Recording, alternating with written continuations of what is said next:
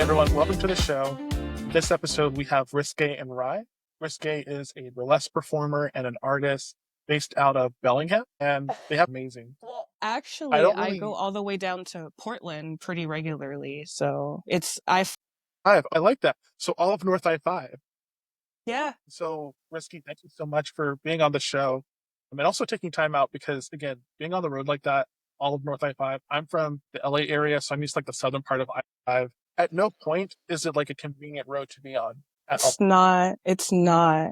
And I've spent a couple summers in the Bay touring burlesque actually. So I have been on that part of I-5 as well. And I have to say that's the Bay Area is probably the most frustrating part of I-5 outside of Seattle directly.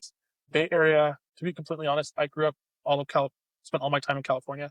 Didn't bother until like the very like last couple of years. I was just like, the traffic is horrid. I again want to thank you for being on the pod. I'm excited. Can you tell us a little bit more about your artistic craft and style, what you do? Because you do so much more than just burlesque. Yes, I call myself a multifaceted mage, a multi-spectrum artist, because I do a lot. I do burlesque. I kind of mostly do what's called dragless, which is kind of a combination between drag and burlesque. There is the stripping element, but what kind of sets it apart is there's typically lip syncing and a little more animation sometimes. So Okay. I do dragless. I am a painter, a writer. I do a lot of upcycling costuming. So I embroider a lot of things. I do a lot of beadwork. I do a lot of stoning, which you'll find a lot of performance artists tend to do a lot of their own costuming in some way because the Yeah. arts don't pay what we deserve. So we have Wait, that's to not make our own way. So I'm trying to think. As far as arts go, with myself, I'm also a grief and death doula as well as an intimacy doula. I have been a sex worker for 13 years as well. And I'm really focused on helping people along their healing journey. As an oracle, I'm Haitian. I practice hoodoo and am a oracle. So that's kind of my art and kind of my day-to-day things that I engage in. nice. I love it. So you woke up one day and you said there is not a single medium that is safe for me. I would keep my foot on everybody's necks. Like I'm just going to represent and have it locked down. Literally, But I also like how you started off saying that you're a mage. I am a D&D nerd, and so when you said mage, like I also like fantasy, I was like, yes. It's funny that you say that too, because like one of the quotes that you on your YouTube, which I want to shout that out, it's Risky's Teddy Talks on the Risky and Risqué's Rye Teddy channel. Talks. Risky's Teddy Talks, sorry, Yeah, because my on the full Risky and name Rye. is Riskay and Rye, which is a play on a Joan Jett lyric. From Do You Want to Touch? It's Okay. my, whiskey and rye, but I'm Haitian Creole and we're French. So risque and Yes. rye. Okay.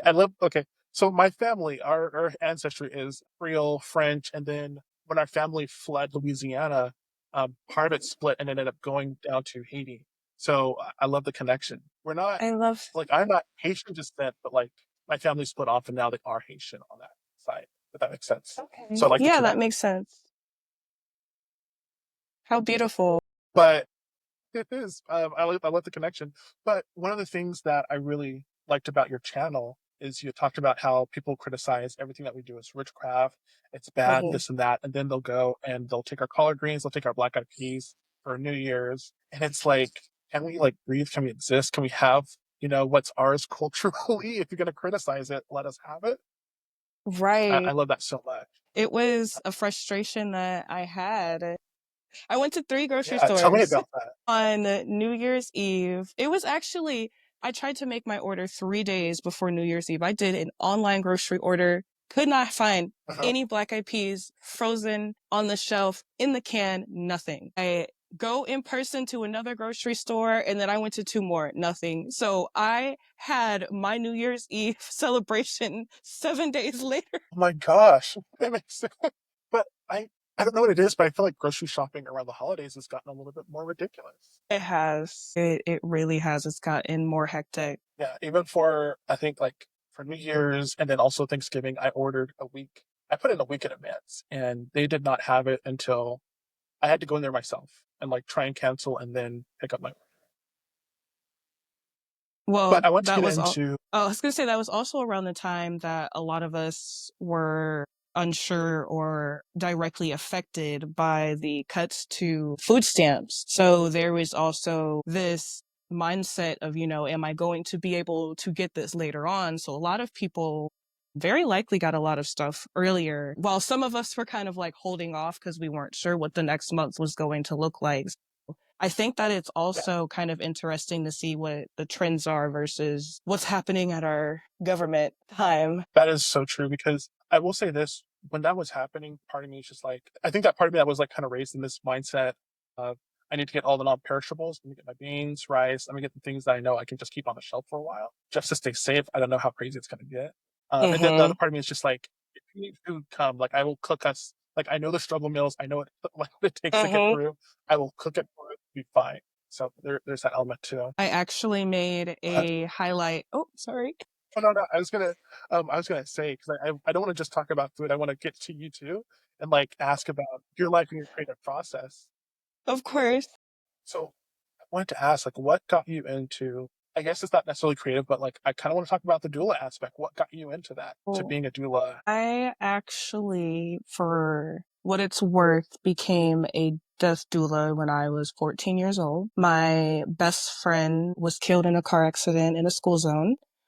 I was in the school building when it happened at the street level. I didn't see anything, but she was my best friend. I felt it. Something was wrong when she didn't come back. And it just, the energy was not there anymore. And when I returned to school after the weekend of everything happening, so first when the news was broken, I called all our friends. I was that person. I called everyone that I could think of to let them know. Um, because I didn't want them to find out in a wayward way, like a Facebook post or something.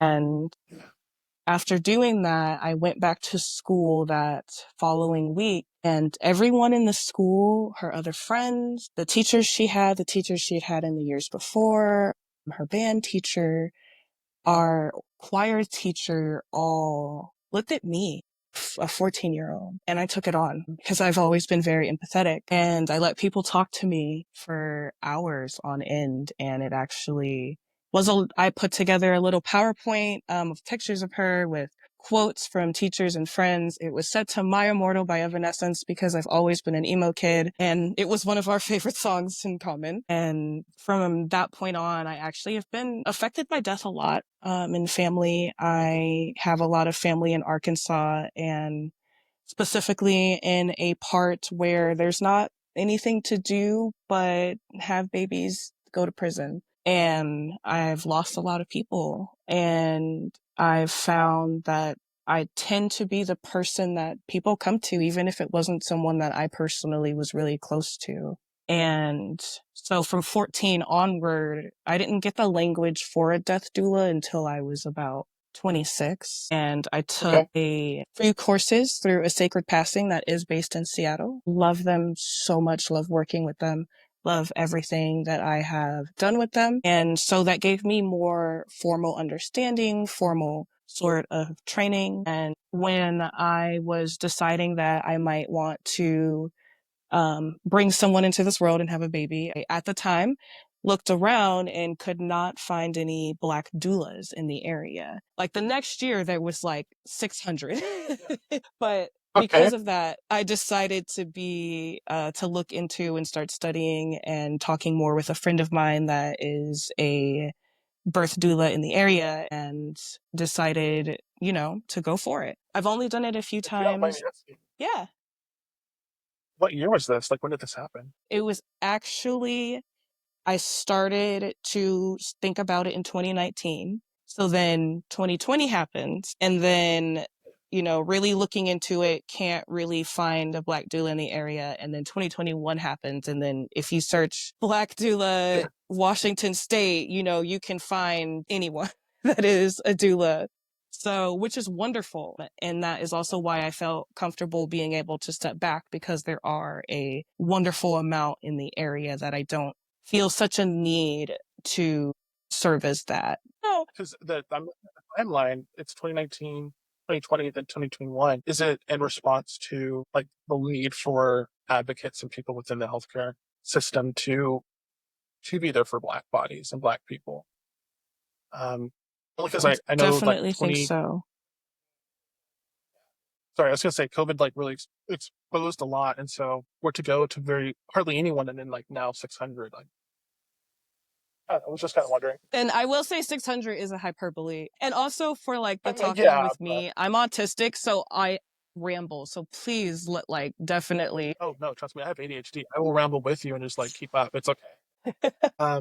No, and I say that like still like me trying like with my own mental health, trying to find a Black therapist and network. Black a Black Lady sketch show made a joke about that, but like it is so true. And finding someone in healthcare who can help you advocate, who could be a doula, it's like Mhm. impossible. Like good luck. So no, I was just kind of wondering about that. But I also didn't want to cut you off. I want to hear you made a transition from being a doula, No. and so what did you do? So actually, on your last point with being an advocate, I was my best friend's doula, and it was beautiful because I was there from the moment that stick said positive to the moment my baby came out of her.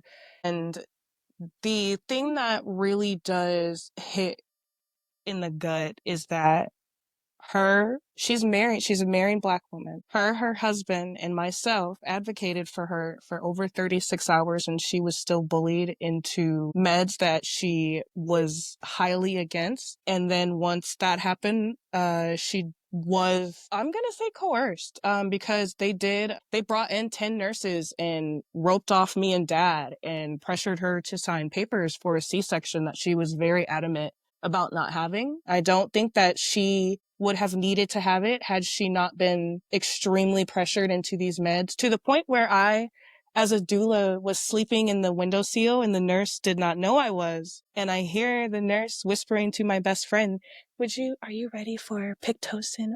And I popped up, I said, excuse me, would you like to repeat that a little louder so everyone in the room can hear you? Scared the bejesus out of her, by the way. It was just so disheartening that a Black woman can be married, because, they have all types of statistics about any other Black femmes or anyone that is coming in. But even if you're married and you have a birth advocate with you, they can still find a way to get that C-section. And there's nothing that any of us could have done to make that go any different as the people that advocated for her around the clock for 36 hours. It was something that they really wanted from the beginning. But I did a couple births, and then the reason that I stepped away was I had my first miscarriage, and I found it to be just a little hard.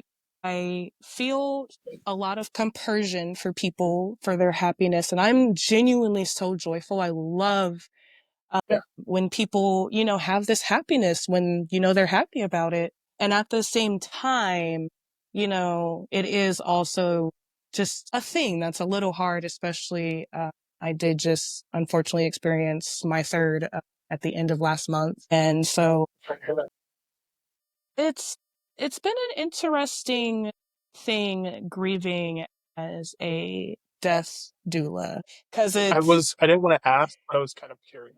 Yeah, it is in the sense that you have you have a toolbox. Or even myself, I'm told a lot that I'm very comforting when it comes to providing care for people. That also shows up in my sex work.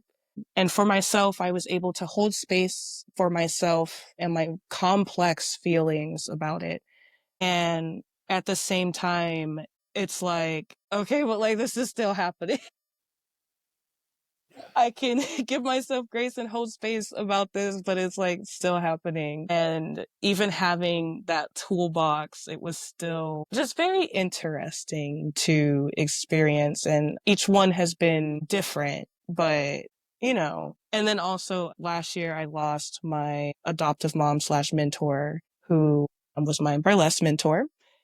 And month later, my cousin died in her sleep. So I lost two Black women in the span of a month last year. And being a grief doula through that has just been so interesting. You know, sometimes the Yeah. only word you Yeah. can really come to is like interesting, because it was a very complex experience. It actually inspired the play that I did through Seattle Open Arts Place last year. And I noticed that too. Tell me a little bit more about that play and how, tell me a little bit more about that play. So the play was Intimacy Through Grief Reawakened, and it came from a burlesque act that I did earlier last year, the day after my birthday. Pardon? What sign? What stars? I'm a Pisces. We were both Pisces, me and my mother.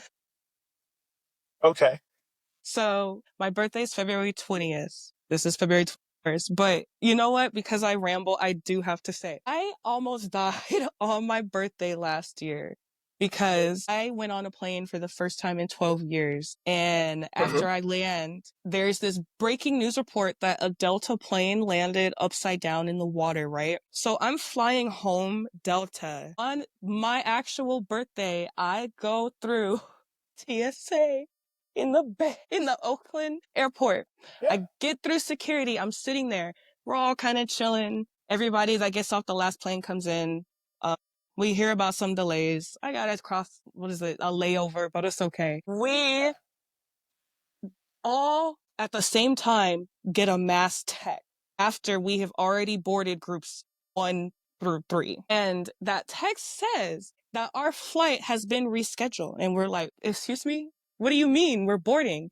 And over the Yeah. intercom, one of the flight attendants says that they are unboarding the plane because they have found a fatal mechanical issue and the pilot does not feel it's safe to fly this plane. So mind you, we're all queued, like to ready to get on this plane. And then so I have to go back out of security, go out. They have to send me in an Uber to the San Francisco to fly out of San Francisco.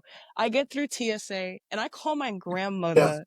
I am bawling. And she essentially says, listen to me. You are going to get on Yeah. that plane and you are going to come home and you're going to cry in your man's arms, which is her version of, are you going to thug up or are you going to be a punk? So I'm like, so, okay, I Okay. got on the plane. And then the next day I put on my birthday show where I do this act. And so fueled off of that and my mother and my cousin dying, I am deciding to be in my feels for my birthday, and it's okay. And there is an outfit I have. It's all black. I have a veil and it's like a mourning outfit and with flowers. And I walk to an altar that has my mother's photo on it and set flowers down. And it is a pole act actually. And the music is very, you know, mourning, like very sad. It's a Ronette song. And then it shifts into a Bobby Andonoff song, which he's resurging the wailing in the desert over a crumb of peach music, Okay. R&B. Okay. You know, like, you know, genuine Yeah. in the desert, like music. That's what it is. I get you. And it's about refinding myself after going through such a heartbreaking experience. And so what the play is about the first half and going down into the underworld of grief, and then how we get to the end of coming back up and refinding, you know, my sensuality and, you know, getting back in touch with myself intimately, because there's a lot of complex feelings. And, you know, sometimes you can go in the hyper direction. I went completely down. And as an intimacy doula and as a sex worker and as a person that went to therapy to unpack their hypersexuality and then ended up hypersexual still, it was very challenging for me. It was a play about that and kind of the space in between and refinding myself. And then this year, I was supposed to do the second part of that, Intimacy Through Grief Rerouted, which was going to be the finale, which was about falling back into that grief. So coming out of the grief and then, you know, just being so slumped with life. I lost a lot of other things in my life along the past, basically, I'm going to say 18 months because it started before my mother died, falling back into that. And it's kind of like, dang, like I was just here. I feel like I should be able to speed run through this grief. I kind of just want to, but grief doesn't let you. I did have to cancel that because of the miscarriage, but I did asked, I said, please, let me do it next year, for the festival if you don't mind. So hopefully we'll get that off of the ground next year. Yeah, and like one, send the invite to me because I definitely want to see that. But two, it'd be really cool to see the first half as well.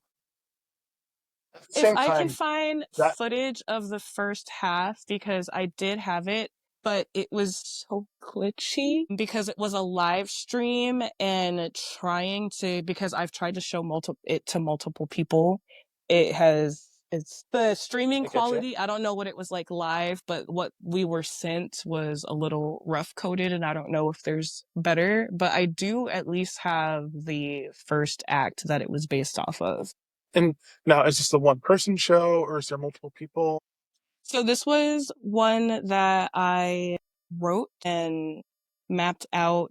So I did a lot of my spoken poetry with it, along with music from some of my favorites, like really sad music people. And it was pole centered. And I did this with two other people in the Seattle scene and kind of playing the roles of the underground figures of Persephone, and then Vesta Okay. in this.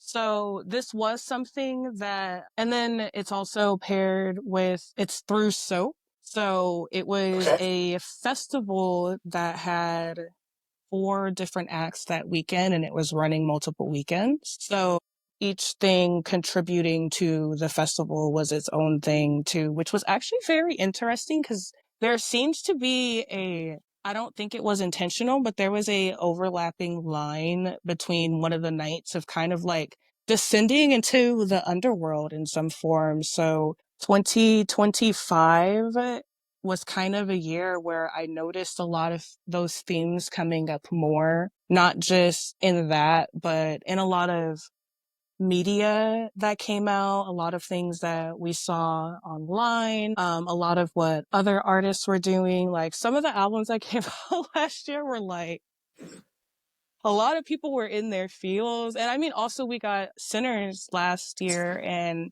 we know the underlying message of that. Well, the blatant message of that. I can't even say underlie. Yes. Well, I gotta ask, Sinners. I don't want to take it away from you, but you mentioned you have like ties to Hoodoo, Haitian, but also Creole, like the South. Myself as well. Yes. I'm Was any of also that Gullah hitting for you? Geechee. Because I know it was. What? Oh So my I god. don't know Okay, first of all, I don't know everything, but I do at least know that I'm Gullah Geechee. no, I just want to say the number of things that Gullah Geechee has contributed to the Black diaspora as a whole.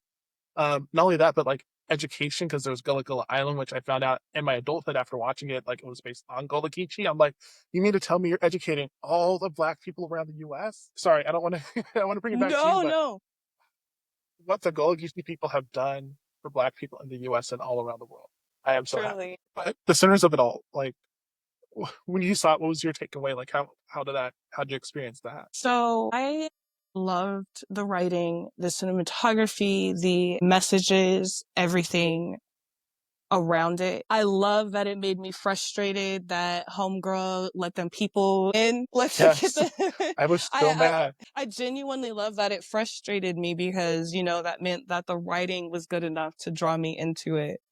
I have like the smallest issue with it in that not right before, a few years ago, I actually swore off, like Black Pain movies. So it was great that I saw, the celebration, but then I felt really blindsided by all of them burning on a plantation. So it was a wonderful movie. And then that part kind of just hit me a little different, but it's also, do you recall that Get Out was labeled a comedic horror movie by the Academy?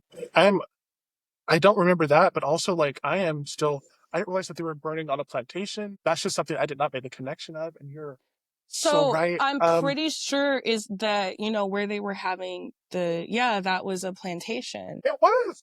It Yeah. was. So the movie was wonderful, everything before and after, but I was a little blindsided by that, and I didn't, that was just literally that one part out of the whole thing, but I was like, yeah. Also, it being labeled as comedic horror, I do know Yes. there's some stuff with the Academy recognizing it.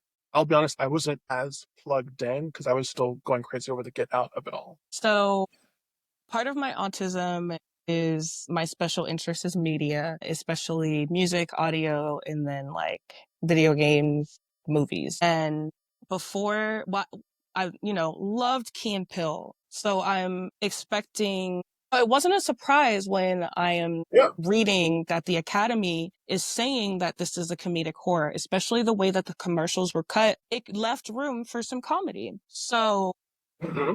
the night, but I'm working for a nonprofit at the time, and we're going to have a gala the next night. My ex-roommate decides, let's put it on. None of us have watched it. I'm going in thinking it is a comedic horror. The whole movie, I'm just like, so it was after that that I kind of like, I'll watch horror. I love black horror so much, but I really have to know a bit of what I'm getting into, especially after that, because I worked that gala and white people are grabbing me, touching me. I have on a head wrap. One drunk lady told me I'm that sorry. I'm Yes. so beautiful and asked if my head wrap was cultural. Some man in front of my boss called me chocolate. It was just, so I had watched Get Out the night before. It was not a comedy. I do this gala.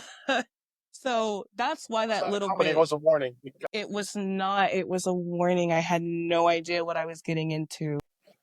But no, I understand exactly what you mean because it's like, don't get me wrong. I love Get Out. I love Us.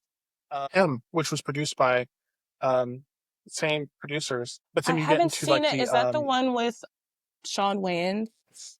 Okay, I haven't seen that it, but is yeah, going to yeah, take yeah. you on another level too.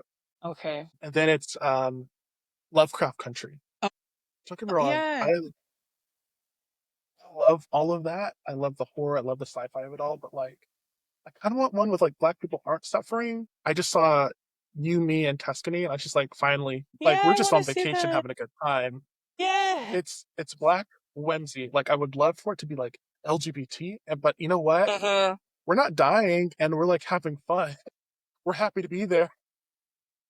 I actually So have made a list of, because I love Christmas. People don't expect it from me because I'm pretty goth or pretty like, bubblegummy, but I have a list of Christmas movies and there's specifically a section for Black Christmas movies and then like the happy ones. I get yes, it.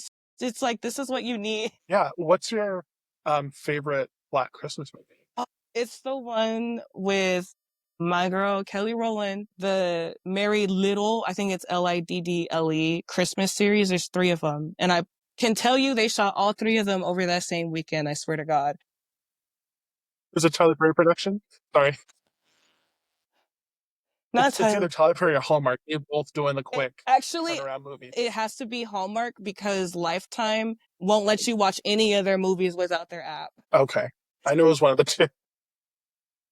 It's like They it's get gotta be in, a they make their Hallmark. money. They get They, but Kelly Rowland put her whole everything into that cute little role.